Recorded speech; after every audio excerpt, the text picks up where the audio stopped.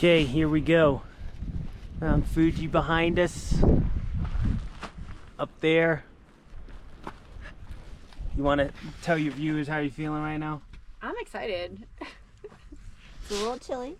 Yeah, me too. Super excited. I can't wait. For the record, I'm the only one in the group who's done this before, so there's really no reason for me to do it. I'm getting in the car. I'll be eating snacks in the car. Packed up, ready to go. We got poles. Check. Check. Crampons. Check. Check. Water. Check. Check. Coffee. Check. I have a whistle. It doesn't too. work. Blow the whistle. We probably shouldn't do that. And there's Caleb. Climatizing. We are acclimatizing here at, what's our elevation, Aaron?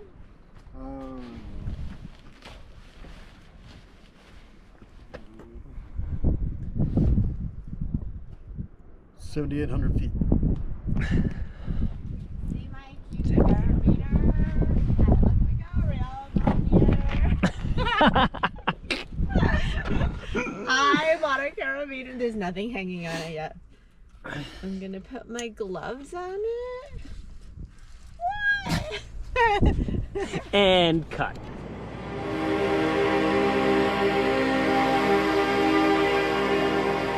The poorest way to face life is to face it with a sneer.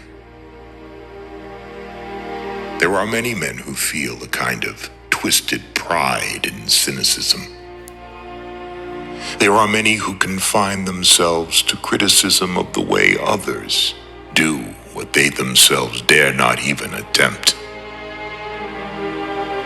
There is no more unhealthy being, no man less worthy of respect than he who either really holds or feigns to hold an attitude of sneering disbelief toward all that is great and lofty, whether in achievement or in that noble effort which, even if it fails, comes to second achievement.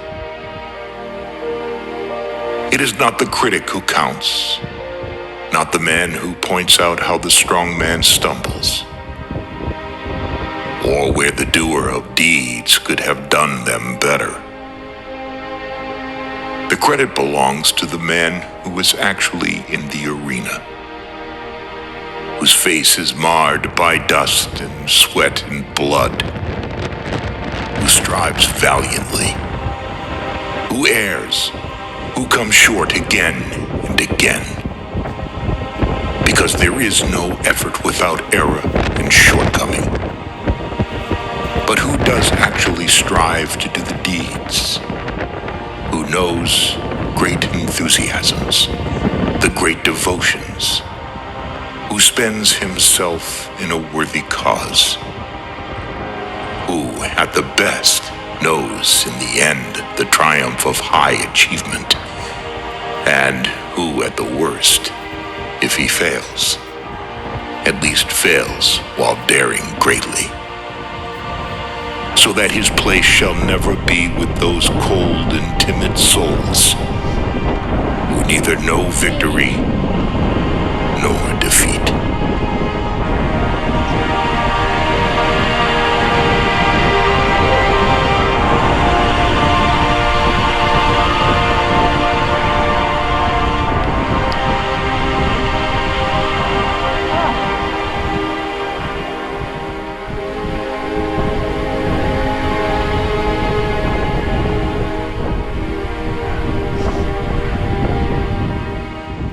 We're at Station 8 for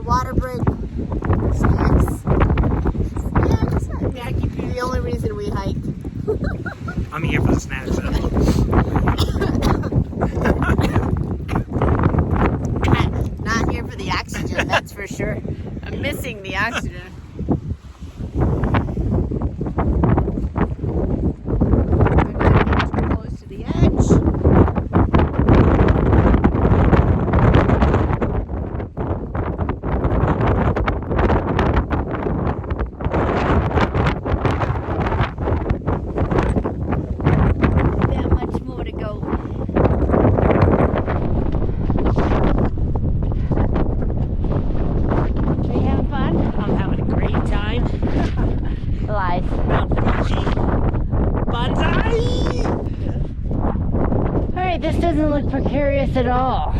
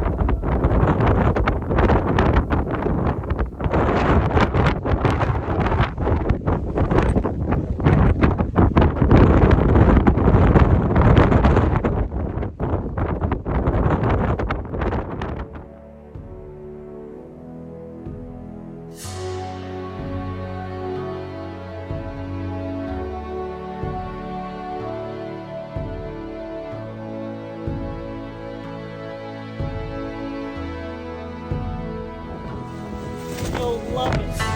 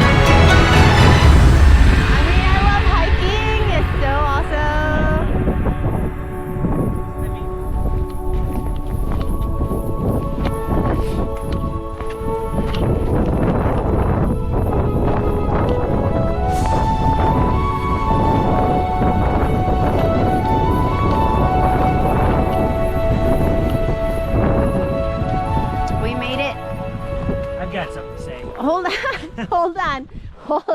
I'm sure everybody's got something to say. I don't have any words for you. Mackenzie, say hello. Hi. Hi. We made it back to the parking lot. It took us 10 hours. 10 hours to do Mount Fuji up and back. Caleb is no longer responsible for vacation planning. Yeah, That's fair. he's out. I'll give you a couple. Let me tell you, Switzerland was so much prettier, way less exertion. But it was Please. an accomplishment nonetheless. Oh yeah. It's a win. I can't feel my knees or my feet or my back. but whatever. I think that's a good thing, because if you could feel them, they'd It hurt. would not be good. All right, we'll post To this. pizza and beer. Oh, pizza! One more.